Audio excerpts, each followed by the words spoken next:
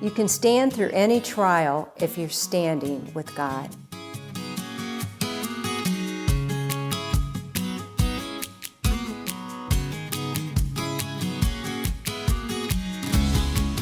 Previous presidential candidate, host of the TV show Huckabee, Mike Huckabee is also a Fox News contributor, a New York Times bestselling author of 12 books, and a frequent speaker for corporate, civic, and nonprofit groups all over the world. He was the 44th governor of Arkansas from 1996 until 2007, becoming one of the longest-serving governors in the state's history. He ran in 2008 and 2016 for President of the United States, finishing second in the Republican primary in 2008. His love for our country and God is unwavering. This is his story. This is today's Nashville. This is Faith. Governor Huckabee, what a blessing and honor to have you on today's Nashville. This is Faith. I have been wanting to have you on my show forever. Well, thank you. It's a pleasure to get to visit with you, and I'm looking forward to it. You know, I went back and started looking at your history. Pastor, Lieutenant Governor, Governor of Arkansas, presidential candidate, not once, but twice, Fox contributor, television host, husband, father, and fur baby daddy. Yes, indeed. And grandfather. All of the above. You look at that resume and you think, this guy just couldn't keep a job. You know, what a job jumper. I've been all over the place. But it's been a great life. You know, I feel like God has given me a life that is truly an American dream, and I've enjoyed it. And every stage of my life and career have been chapters that I can see God's hand in developing, opening, and then closing and opening something different. Well, I want to take you back from the very beginning to Arkansas. Can you share what it was like growing up, your family, your parents? I grew up in a little town called Hope, Arkansas, that no one had ever heard of. I love the name Hope. It's a great town, and it was like Mayberry. No one locked their doors. Everybody knew everyone. It was a small town. You know, born in the mid-'50s at a time when America was sort of optimistic and everybody was thinking that things are good, and they were. I grew up in a family that, you know, just working class. And, you know, we were poor, but we didn't think we were that poor because so many other people were too. But, you know, I'm the first male in my entire family lineage to ever graduate high school. My father, grandfather, not a single male upstream from me had ever gotten out of high school. So I did not grow up with this thought of one day he'll go to Harvard. You know, if I got out of high school, I would have done something no one else had ever done. Were you a good student? I was a good student, and, you know, I clowned around a lot. I'm sure that will shock people to find that out. But no, I was an excellent student. I started reading almost intently when I was in the second grade, and I would read biographies, and I would particularly focus on reading encyclopedias. I read the newspaper, watched the TV news as a little kid. Most kids didn't do that. So I had an interest in the world around me and what was going on in it. But it wasn't because that was something that was common to my family. My dad was a firefighter. On his days off, he was a mechanic. You know, I tell the story that my father was one of those guys, like a lot of hardworking Americans, stood on his feet on concrete floors all day, came home bone tired.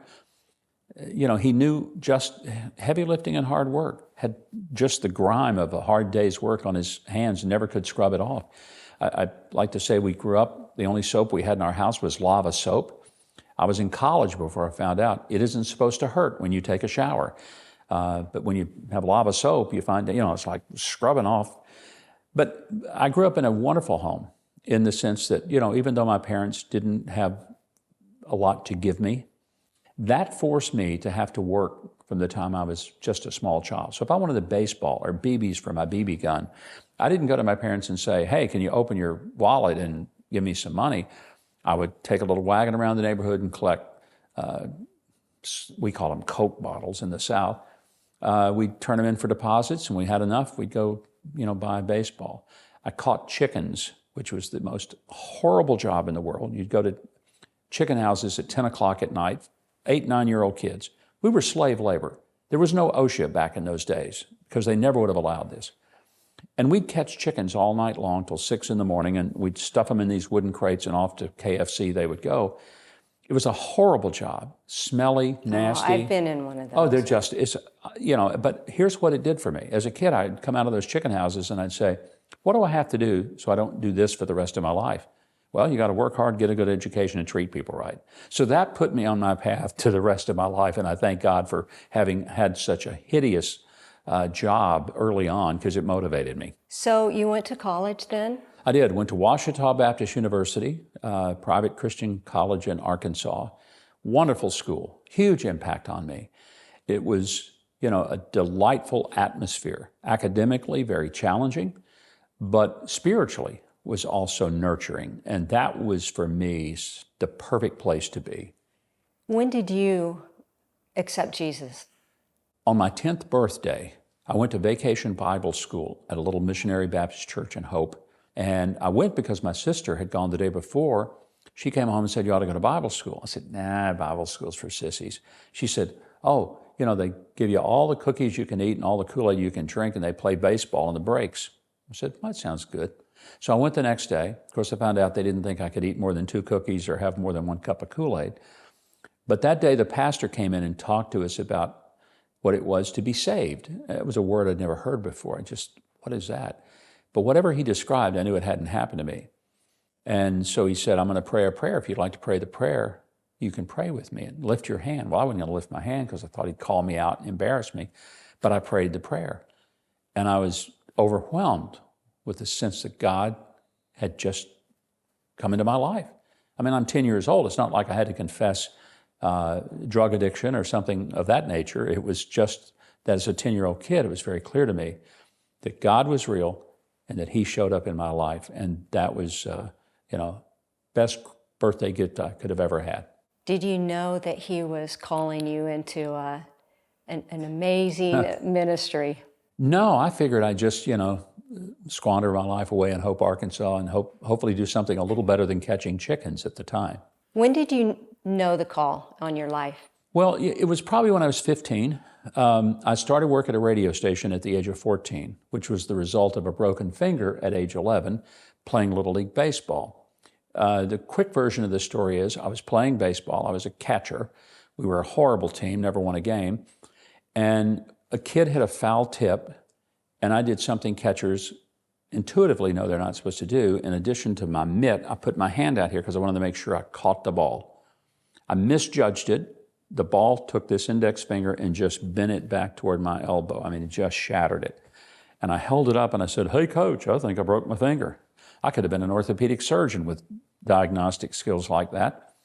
And of course, it ended my baseball season.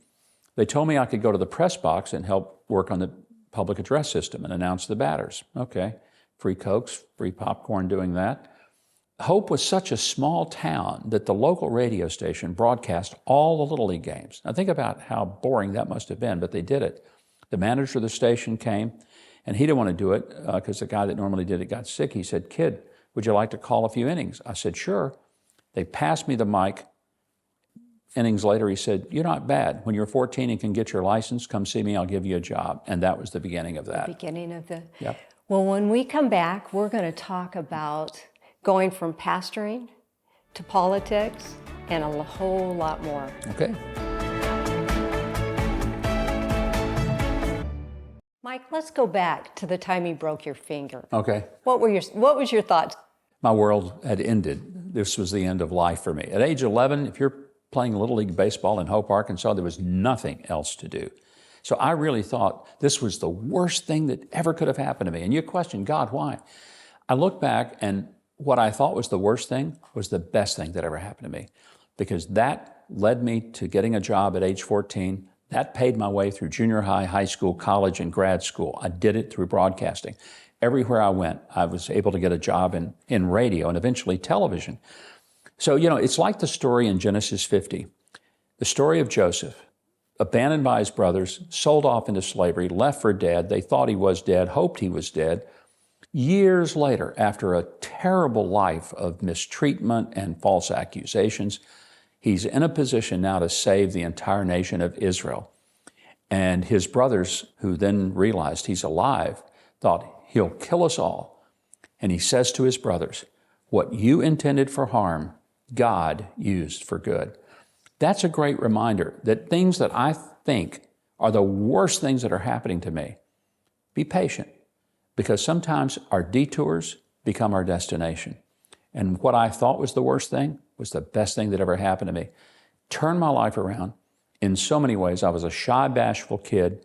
Being able to get on the radio where I didn't have to face people, but just a microphone, learned confidence, learned how to talk, learned how to think about timing. Everything in my life all goes back to a broken finger at age 11. Best thing that ever happened to me. A broken finger. A broken finger, which I thought was a broken life, but it wasn't. And then your broken finger took you to pastoring a church.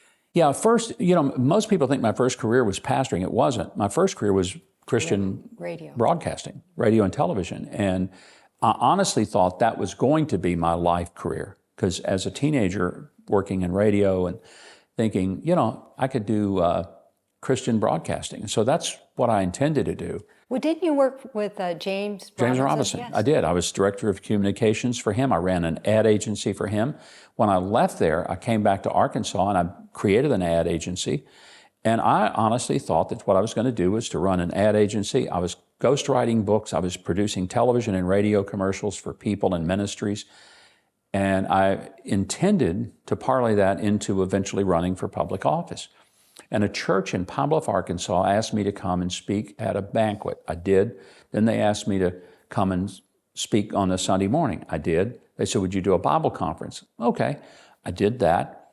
They didn't have a pastor, so they asked me would I be interim pastor. I said, sure, I can do that. I can run my business during the week and, come on Sundays and do this. And after a few months, they said, well, we think we found our pastor. I said, okay, when's my last Sunday? They said, well, you are going to be our pastor. I said, no, I'm not going to be your pastor. I don't want to be your pastor. I got a lot of other plans. And they said, well, you need to pray about it. It's a dangerous thing. Ended up being their pastor for the next 6 years. 6 years. Yeah. How did you get into politics from being a pastor? Well, I thought that would never happen. And even though that had been sort of a life dream since I was a child, I figured, well, once you're a pastor, nobody will ever accept you to run for public office. So I was at a church in Pine Bluff, Arkansas for 6 years. I did what I knew. I created the television station for the community through that church, which was pretty bold and adventurous in the early 80s. And then a church in Texarkana asked me to come and be their pastor. I said, only if I can do what I know best, which is media. So we started the television channel in that community for that community. Then I was elected president of the Arkansas Baptist State Convention at a very tumultuous time in the denomination. People said, have you ever thought about running for office? And I'm thinking, you have no idea. And so I had people starting to encourage me. And, God then opened that door. I ran for office, ran for the U.S. Senate, lost the race. It was in 1992. It was the year Bill Clinton was running for president. So in Arkansas, everybody wanted to vote for the hometown guy. I was running against a twice governor, 3-time incumbent senator. I did better than anyone thought I would do except me. I thought I would win. Nobody else thought that. That led to him becoming president, the lieutenant governor becoming governor, and an open seat for lieutenant governor, special election. The party came to me and said, why don't you run?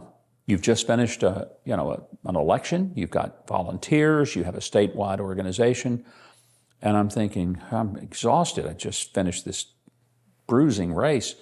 But I kind of thought I'd do it, take one for the team. Much to everyone's surprise, I ended up winning. And I beat a guy who was Bill Clinton's former legal counsel, handpicked heir apparent to the entire Democrat Party. I'm a Republican. Only 3 Republicans had ever won statewide office in 150 years. So it was quite the victory to win, and that was the turning point for what was to come. I read that story about Dick Morris. Yeah. In the polls. Yeah. And he was sitting there working the polls, and all of a sudden he said, you've won. Yeah, this was like 10 minutes after the polls closed.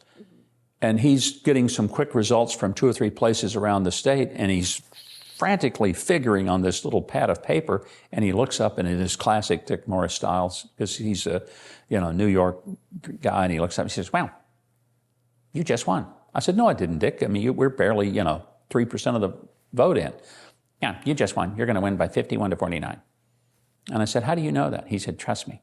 By 10 o'clock, he was exactly right on the numbers, but he had sampled just enough to kind of know where it was going to be. It was amazing to me that he could know that, but it was an extraordinary upset victory that really started a lot of changes in Arkansas politics.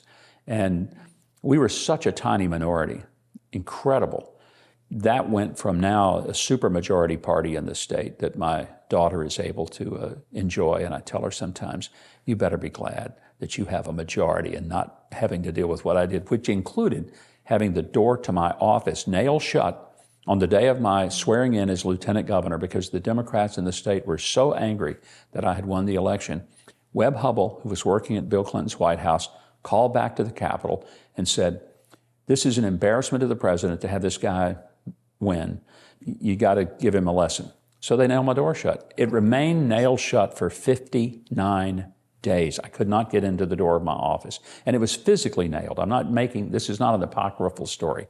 How did you get in then Well, after a period of time, a lot of people were angry. Even Democrats who didn't vote for me said, "This is embarrassing. Look, we may not like the guy, but he got elected. You can't do this." And so there was enough pressure.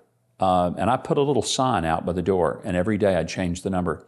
39 days and still no office, 40 days and still no office. And the press picked up on it, made a national news story. The Wall Street Journal flew John Fund down to do a story on it. And it became a source of humiliation for the Democrats, what sore losers they were. Still are today. You've done some great things for the state of Arkansas in those years. Let's talk a little bit about those. Okay. One of the things that I did early on was create a program called Our Kids First. Most people don't understand, but if people are wealthy, they can afford health care for their kids. If they're poor, they have Medicaid, which is a platinum level health care plan, pays for everything. If you're working class, if you're in the middle, above the threshold of poverty, but below the threshold of wealth, and you're caught in that middle, you're the ones who pay, but you can't afford for your kids simple health care. So we bridged that gap with a program called Our Kids First. It was innovative. It was a precursor to what became a federal CHIPS program, but it was our program to start with. And it was amazing the difference it made. It meant that a single mom working as a waitress who had a child with a heart defect could go to Children's Hospital and her child's life could be saved because it would cover the heart surgery. It was those kind of things that, for me, are the most rewarding look-backs of my political life. And there were, many things. I worked on education, rebuilding our state's highways, which were horrible. I had a great time, almost 11 years as governor, because I had 2.5 years filling out the term of my predecessor and then reelected twice. Best job I've ever had. Governor's a wonderful job because you can really get things done. Well, God is still using you. Still have a huge voice in our culture and in our world, and we're going to talk about it when we come back. Governor, when did you know that you wanted to run for President of the United States? Wow, I think it was late in my last term as governor. I'd been elected chairman of the National Governors Association, and prior to that I'd done a lot of interstate government things. I've headed the Oil and Gas Commission, which was a compact of 37 states. I'd been the chairman of the Southern Region Education Board. I'd been chairman of the Southern Governors Association, and then elected chairman of the National Governors. That was a very high-profile position. You kind of are the spokesperson for the 50 governors, and so I had a lot of opportunities to do national issues on behalf of the states. And it was during that time that, I thought, well, I don't want to just retire and go sit on some corporate board somewhere. And I really thought, taking some of the things that we had done at the state level, things that I'd learned from other states, and I truly, even to this day, believe that it's state government where things happen. I'm a strong 10th Amendment guy. The federal government was intended by our founders to be pretty small and insignificant. The power to move things was to be in the states. And I thought we had lost that. That's what led to my decision to run for the presidency in 2007 for the 2008 election. Came in second to John McCain, which a lot of people never thought I'd get that far. Didn't have anywhere near the money that the other candidates had, but built a movement. And many called it a populist movement. I would say that if you wanted to see the precursor to what became the Make America Great or America First movement, go back and look at our campaign, what the issues were, what I was saying in 2007 and 2008, and you really see the foundation for what has now become a full-blown winning national movement. Well, we were following you. Well, thank you. Then. And then 2016.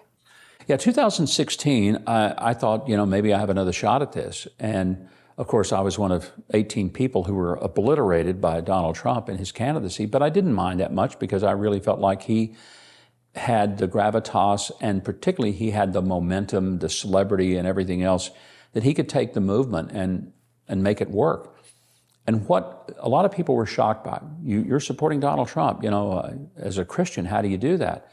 I said, well, I'm not electing him to be my pastor. In fact, I introduced him in June of 2016. Ben Carson and I hosted this event at the Marriott Marquis in New York. We had 1,200 pastors and Christian leaders of all the big organizations. It was sort of like the mafia family getting together. But it was to introduce them to Donald Trump, because we had both endorsed Trump, and a lot of people were scratching their heads and thinking, why? And here's how I introduced him. I'm as close as I am to you. And in front of all these people with him sitting there, I said, look, I'm not going to pretend to you that Donald Trump is one of us. He's not. He probably won't be on the front pew of your church next Sunday or ever. And I said, I'm not sure the guy could find John 3:16 in a Mark New Testament. I said, but I know this. He believes in the government leaving us alone.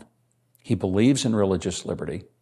He's not going to use his power to try to tell the church and the pastors what to preach and what to do. And I said, and that's really what we want from government. And it is. And I think it's not that you want the government to advance a faith, but you don't want them fighting against faith and the people who champion it. And quite frankly, there's never been a president who did more for religious liberty, more to free up churches in their pulpits than Donald Trump was. So all of those things were a part of that. I've never looked back and I never said, what a terrible mistake it was to run. Because from the first effort, that's what opened the door to my being a show host on Fox News and a contributor for years. National radio show, took over the Paul Harvey franchise when he passed away and did that for several years. We were able to write a number of books. None of that would have happened had I not run for president. So it's another broken finger. I know. You were just on TV just yesterday, weren't you? Yeah.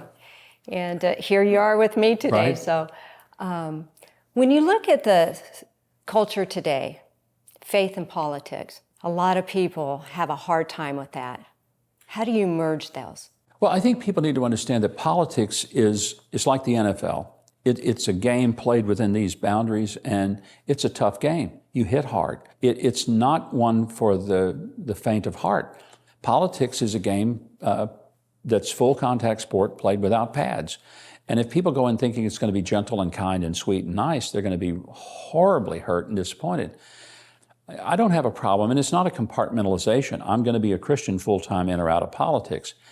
But if you're a Christian and you love Jesus, but you're an NFL football player and you come to the line of scrimmage, you don't look over and say, I'm so sorry, but when that ball is snapped, I might bump into you just a little bit. No, you're going to go full speed. You're going to try to put that person on his or her back, and you're going to go after the quarterback and try to take the ball away from him. That's the game. So people who are Christians have to understand that within the context of politics, it's about winning the votes, and then it's about winning the issues and getting the legislation that will cause your policies to be enacted. I don't see the conflict because I've been able to live comfortably in both those worlds, but a lot of people think that you play by Sunday school rules in Congress or in the State House. I think you always act ethically, you act morally, hopefully you do, and that you maintain your Christian witness and your identity. But it doesn't mean that you are not going to play to win. Well, what do you think about everything that's going on today? We've had a lot go on. I think the big battle we see is not political. And I try to tell people, everyone says this is Democrats, Republicans, left, right, conservative, liberal. No, it's not. This is a spiritual battle. And if we don't see it that way, we'll never understand it. This is a battle between, is there a God? Did he make the rules for us? Or is there not a God and we just create one because it makes us feel better? That's really the battle. And if I believe there is a God, that he sent his son Jesus to show us what life is, and this God is real, he's involved in our lives, he's set the rules, I better play by those rules. If I don't play by the rules that were created by the founder of the game, I can't win. So if it's an issue of human sexuality, what marriage looks like, whether there are 2 genders or 117, I've got to ask myself, by whose rules am I going to play? By the rules of God as established in his word, the Bible? Or am I going to play by rules of people who decided to change the culture into their image rather than to change the culture into the image that God has laid down? How are we going to play? Are we going to force God into our understanding, or are we going to put ourselves into his understanding? That's a spiritual battle. That's where we are in our culture today. It's not a political battle. It truly is a spiritual battle. You hear that, the words, my truth. Yeah. No. No such thing. No. No. It's his truth. His truth. Absolutely. Governor, thank you so much for being with me today. Terry, it has been a delight. Thank you. I've been wanting you for a long time on the show. Well, thank you. I'm glad I got to show up. Thank you very much. My friend, are you struggling to know the truth, your truth or God's truth? Trust him today. He will open your eyes. This is today's Nashville. This is faith.